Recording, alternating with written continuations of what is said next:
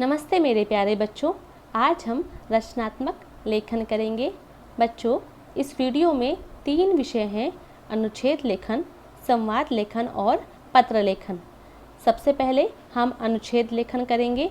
अनुच्छेद लेखन आप सभी के लिए नया नहीं है, आप सभी इसके बारे में जानते हैं क्योंकि आपने पिछली कक्षाओं में भी इसे किया है। सबसे पहले अनुच्छेद लेखन किसे कहते हैं?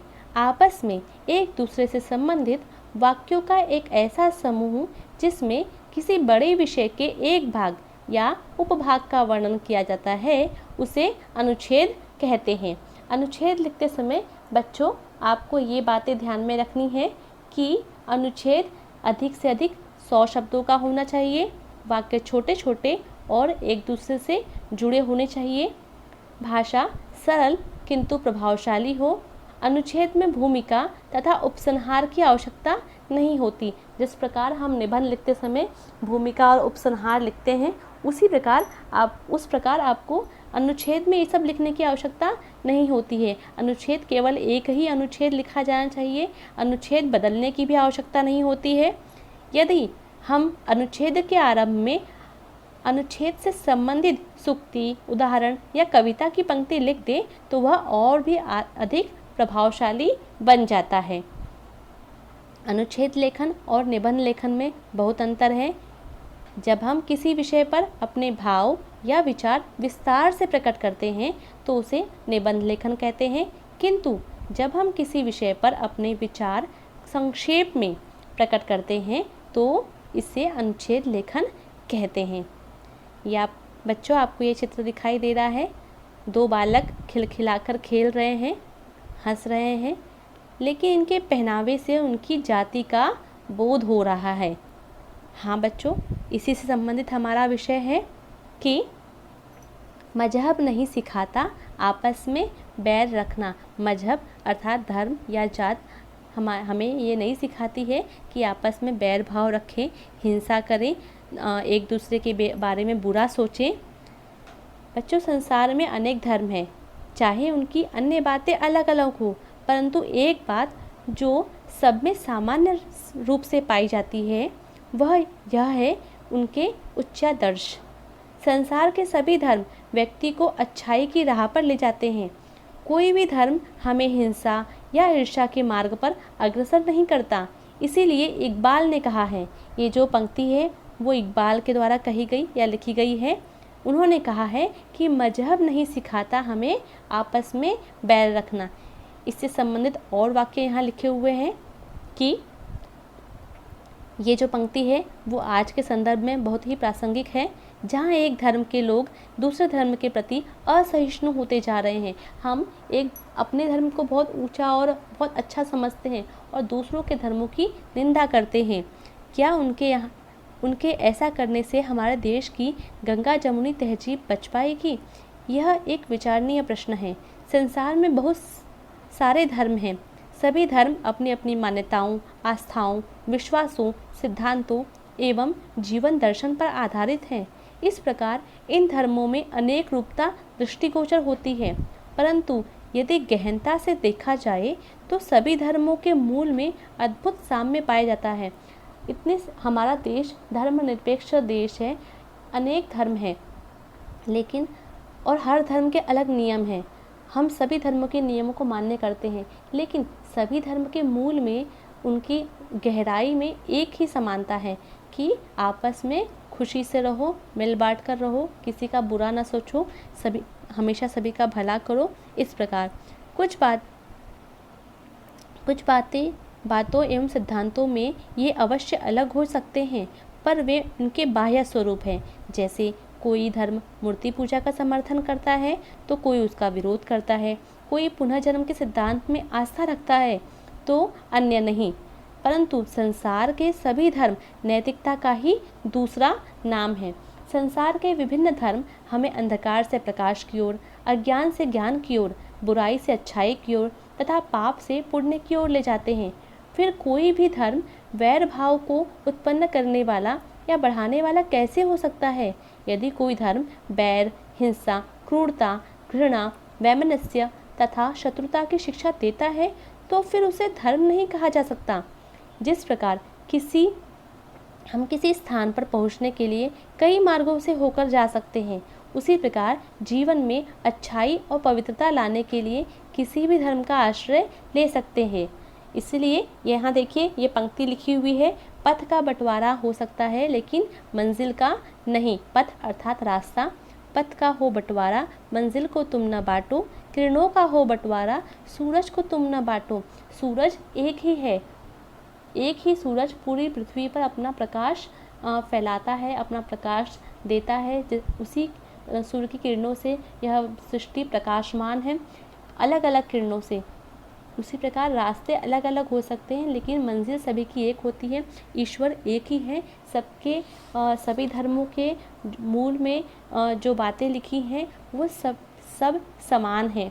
इसीलिए मजहब हमें कभी भी वैर भाव रखना, बुराई करना या दुर्गुण करना हमें नहीं सिखाता है। हमें हमेशा खुशी से और प्रेम से रहना चाहिए। इससे संबंधित आपको इस विषय पर अनुच्छेद लिखना है। यह आपका अनुच्छेद का विषय है, मजहब नहीं सिखाता आपस में बैर रखना। इसके बाद हम संवाद लेखन करेंगे। संवाद लेखन भी आपके लिए नया नहीं है, आपने पहले भी किया है। दो व्यक्तियों या इससे भी अधिक लोगों के बीच हुई बातचीत को संवाद या वार्तालाप कहते हैं। व्यक्तियों के बातचीत का ढंग अलग अलग होता है, उनके संवाद उन्हीं के अनुसार लिखना ही संवाद लेखन कहलाता है। संवाद लेखन में आप जैसे कि हंस रहे हो या क्रोधित हो या रो रहे हो, तो आपने देखा होगा पुस्तकों में नाटक जब लिखा होता है तो उसमें हर व्यक्ति के सामने, जैसे कि मोहन है, उसके बाद में कोष्टक में उसके भाव लिखे होते हैं। हंसते हुए कहा, कमरे में प्रवेश करते हुए कहा, क्रोधित होकर कहा। इस प्रकार आप संवाद लेखन में इनका प्रयोग कर सकते हो। संवाद लेखन के लिए ये बातें आपको ध्यान में रखनी है कि संवाद बहुत बड़े बड़े नहीं होने चाहिए, छोटा होना चाहिए, प्रभावपूर्ण होना चाहिए, उसकी भाषा सरल और व्यक्ति के अनुरूप हो। आप अच्छी भाषा का प्रयोग करेंगे, जैसी आप बोलचाल में उसका प्रयोग करते हैं वैसी भाषा का प्रयोग ना करें। संवाद हाव भाव दर्शाते हों। हाव भाव अर्थात जैसे कि व्यक्ति जैसे कि बाहर से घूमकर आ रहा है या वो खुश है या दुखी है, उसके हाव भाव उस संवाद में झलकने चाहिए। या तो फिर आप संवाद ही उस प्रकार से लिखिए या तो कोष्टक में उनके हाव भाव लिख सकते हैं। विषय का ध्यान रखकर उससे संबंधित बातें हों।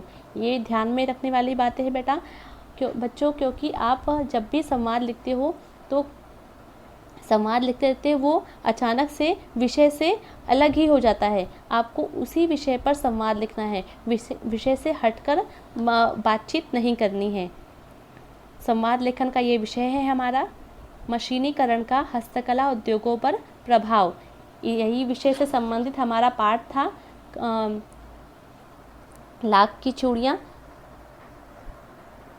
इस विषय पर आपको दो मित्रों के बीच संवाद लिखना है। सबसे पहले हम जानेंगे हस्तकला उद्योग अर्थात क्या। ये देखिए, हस्तकला ऐसे कलात्मक कार्य को कहते हैं जो उपयोगी होने के साथ साथ सजाने के काम आता है तथा जिसे मुख्यतः हाथ से या सरल औजारों की सहायता से ही बनाया जाता है। ऐसे कलाओं का धार्मिक एवं सांस्कृतिक महत्व होता है। इसके विपरीत ऐसी चीज़ें हस्तशिल्प की श्रेणी में नहीं आती जो मशीनों द्वारा बड़े पैमाने पर बनाए जाते हैं। जैसे कि लाख की चूड़ियाँ हस्तकला से संबंधित है। उसका धार्मिक एवं सांस्कृतिक महत्व किस प्रकार था, क्योंकि वो सुहाग का जोड़ा था। और यदि कांच की चूड़ियाँ जो मशीनों से बनाई जा रही थी वो हस्तकला के अंतर्गत नहीं आती हैं। यहाँ देखिए हस्तकला से संबंधित कुछ चित्र यहाँ दिखाई दे रहे हैं। ये औरतें बांस से चटाई बना रही हैं। कई सारी चीज़ें हस्तकला में बनाई जाती हैं, जैसे डलिया, चटाई, हाथ के पंखे, सूप, मिट्टी के बर्तन आदि। लेकिन आज के समय में हस्तकलाओं का महत्व घटता जा रहा है।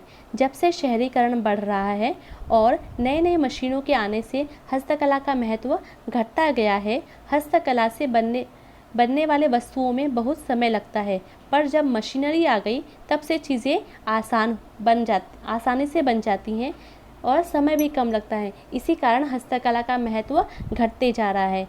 बच्चों, आज मनुष्य अपने ही बनाए मशीनों के गुलाम हो रहे हैं। हमारी आंखों के सामने ही हमारे हिस्से का काम भी मशीनें छीन कर ले जा रही हैं। मशीनों द्वारा महीनों का काम दिनों का काम कुछ ही घंटों में निपटा लिया जाता है।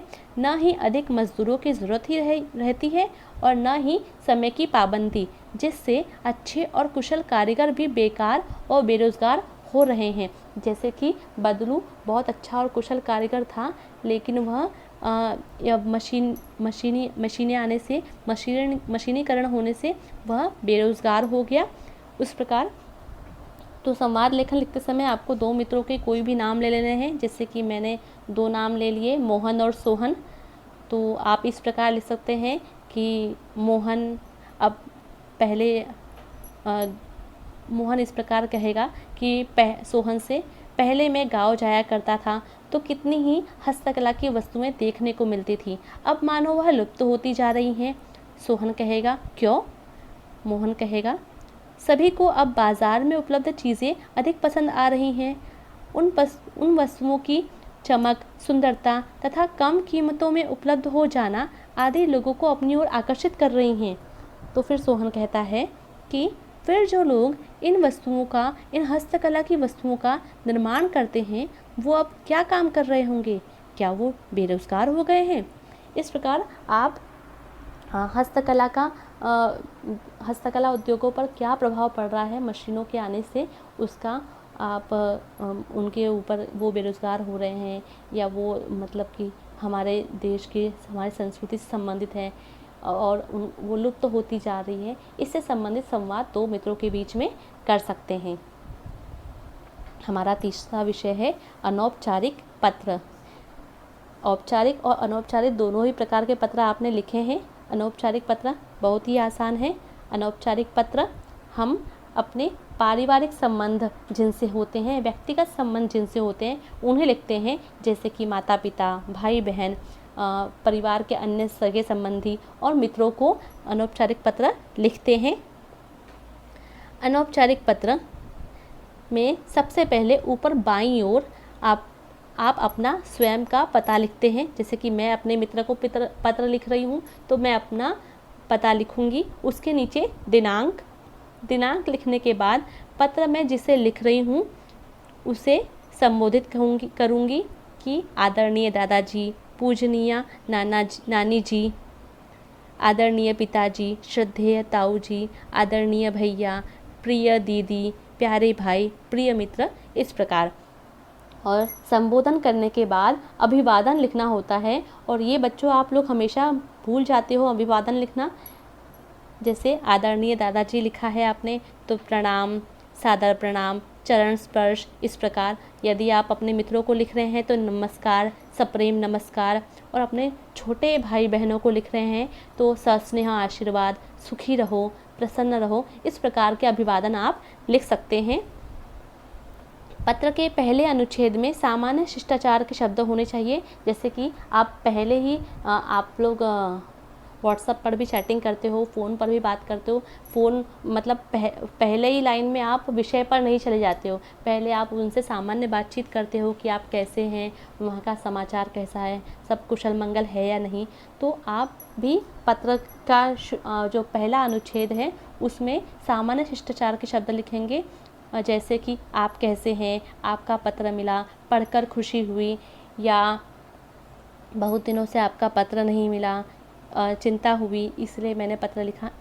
आप जैसा चाहें लिख सकते हैं।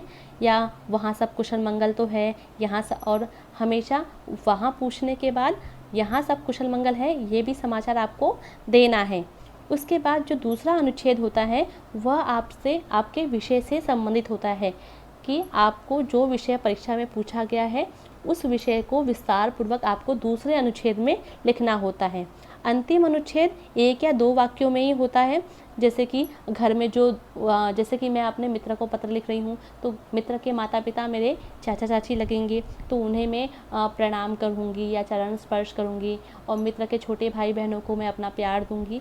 इस प्रकार अनुच्छेद के बाद आप पत्र प्राप्त करने वाले से आपका संबंध लिखेंगे। जैसे कि आप अपने मित्र को लिख रहे हैं तो तुम्हारा मित्र, अपनी बड़ी बहन को लिख रहे हैं तो आपकी छोटी बहन।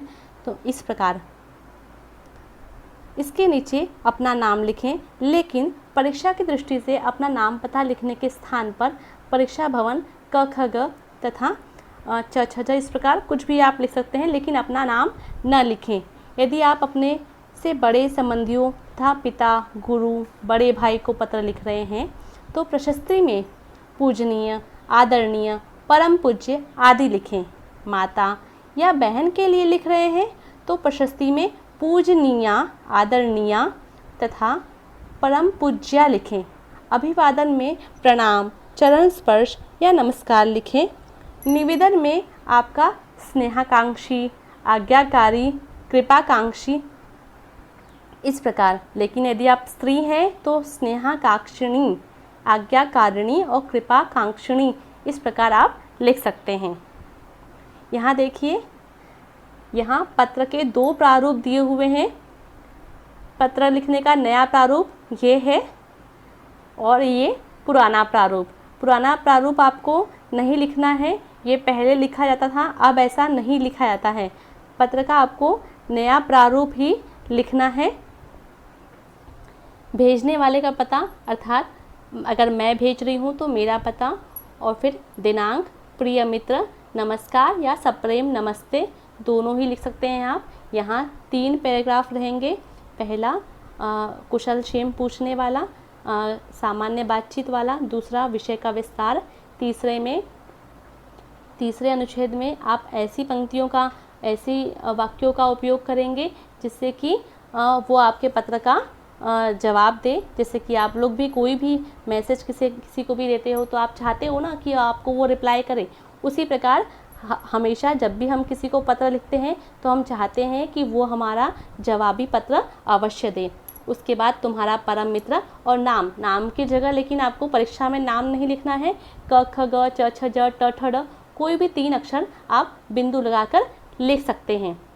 आपको पत्र लेखन के लिए विषय दिया गया है विदेश यात्रा पर जाने वाले मित्र को मंगलमय यात्रा की कामना करते हुए पत्र लिखिए। तो आप इस प्रकार लिख सकते